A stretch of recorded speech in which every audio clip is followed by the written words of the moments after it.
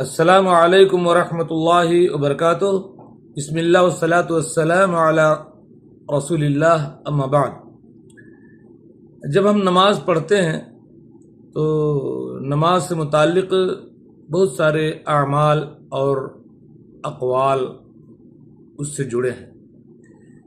نماز کے آگے پیچھے اور نماز کے اندر جو اعمال اور اقوال ہیں انہیں ہم اہمیت اور ترتیب کے اعتبار سے کئی حصوں میں تقسیم کر سکتے ہیں۔ سب سے پہلی چیز ہے نماز کے صحیح ہونے کے شرائط۔ یہ شرائط کا مطلب یہ ہے کہ ان کی تکمیل کے بغیر، ان کی موجودگی کے بغیر آپ کی نماز صحیح نہیں ہوگی۔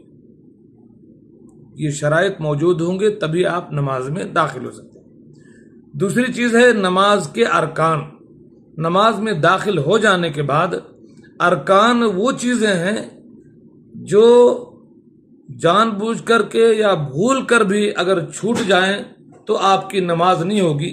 جس رکعت میں وہ رکن چھوٹا ہے اسے بہرحال آپ کو پلٹ کر کے پورا کرنا پڑے گا۔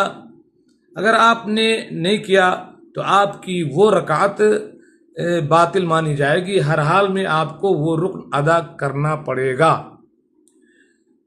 تیسری چیز ہے نماز کے واجبات۔ اگر آپ نے جان بوجھ کر انہیں چھوڑا تو نماز باطل ہے، لیکن بھول کر چھوٹ جائیں تو سجدے سہو سے اس کی پورتی ہو جاتی ہے۔ چوتھے نمبر پر ہیں نماز کے سنن اور مستحبات، جو اللہ کے نبی صلی اللہ علیہ وسلم کی نمازوں سے ثابت ہیں، جن کے بارے میں آپ نے فرمایا کہ صلو کما رأیتمونی اصلی، جیسے میں نماز پڑھتا ہوں ویسے تم نماز پڑھو۔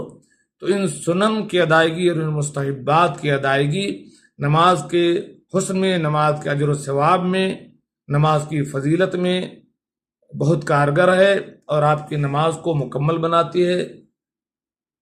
ورنہ اگر یہ سنن اور مستحبات آپ نے ادا نہیں کی تو اس میں سنت کی مخالفت بھی ہے، لیکن بہرحال نماز ہو جائے گی، لیکن نماز کے بہت سارے اجر سے آپ محروم ہو جائیں گے۔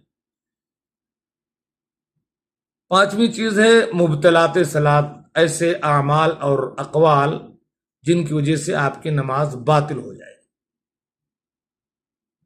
چھٹی چیز ہے مباحات صلاۃ۔